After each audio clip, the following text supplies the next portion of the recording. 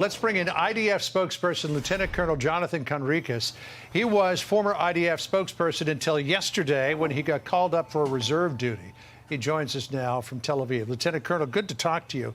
If this report that just broke in the Wall Street Journal is correct, and it is sourced to inside sources from Hezbollah and Hamas, that the Iranian Revolutionary Guard Corps was the mastermind behind this attack and green-lighted it in a meeting in Beirut last Monday, how does that change this whole situation? Good evening. Thanks for having me. If it's true, it does change the situation, but I do not yet know that it is. Specifically, if Iranian officials indeed presided over and green-lighted this horrible, gruesome attack that Hamas instigated yesterday. What is clear, however, to everybody involved in looking at the Middle East is that Iran is indeed the world's largest supporter of terrorism. And it is also clear that it supports, funds and provides weapons and training for various terrorist organizations along our borders. Hamas, Islamic Jihad in Gaza, Hezbollah and Hamas in Lebanon, and various Iranian proxies in Syria. So whether or not they were specifically involved in planning this horrible attack, it is clear that had it not been for Iranian support, money, funds, training and political guidance, Hamas would never have been able to execute this horrendous attack that they did yesterday. I just want to point out, as we're talking to you, Lieutenant Colonel, we have got live pictures up of more rockets over Gaza. Don't know if that's outgoing from Gaza or it's incoming from the Israeli side. But I want to go back to 2006. I was there in Israel during the war with Hezbollah.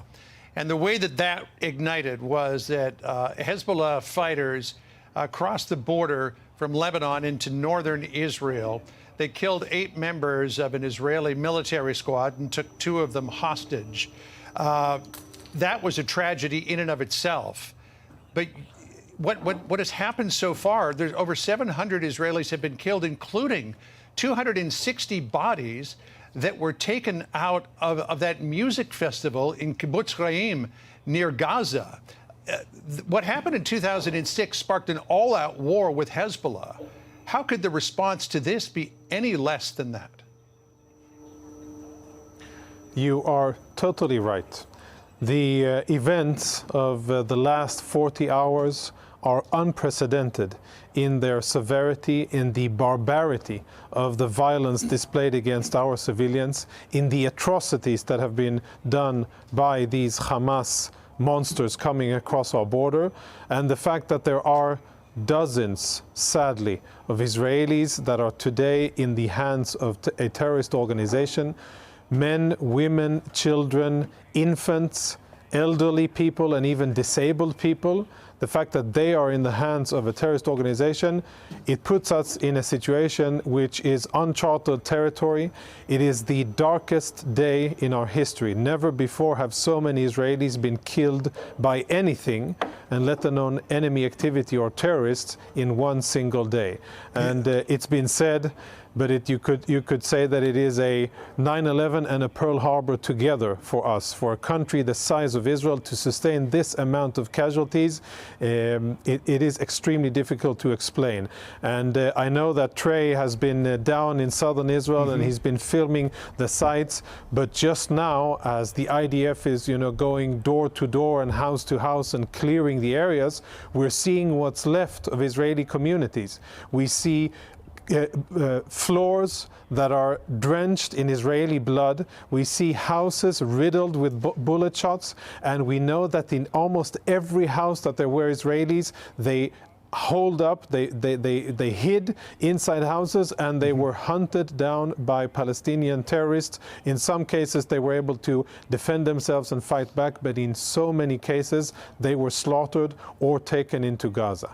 And the severity, the unprecedented severity, just last word, unprecedented severity of the assault will dictate that this will be an unprecedented response by Israel against Hamas. In fact, we are going to be talking right after we speak with you to a woman who was evacuated from Nirim. Her son-in-law had terrorists come into his house. He must have had a weapon in the house because he killed the terrorists who infiltrated his space. There was some particularly horrific video that was on YouTube, and I believe it's since been taken down, of a young woman who was captured and killed by Hamas, who was being paraded around Gaza, mostly stripped naked on the back of a pickup truck. That woman has now been identified. Her name is Shani Luk. Apparently, she is a German tattoo artist who was simply visiting that music festival in Israel. I mean, this terror attack has attacked rank and file Israelis, women, children, people who are Holocaust survivors, tourists from Germany. What would, in your mind, ever prompt Hamas to carry out such an attack? You know, some things I wish that I could unsee, and I, like you, I saw that video and I've seen other gruesome videos where Palestinian terrorists have displayed their cruelty, their barbaric cruelty against Israeli civilians.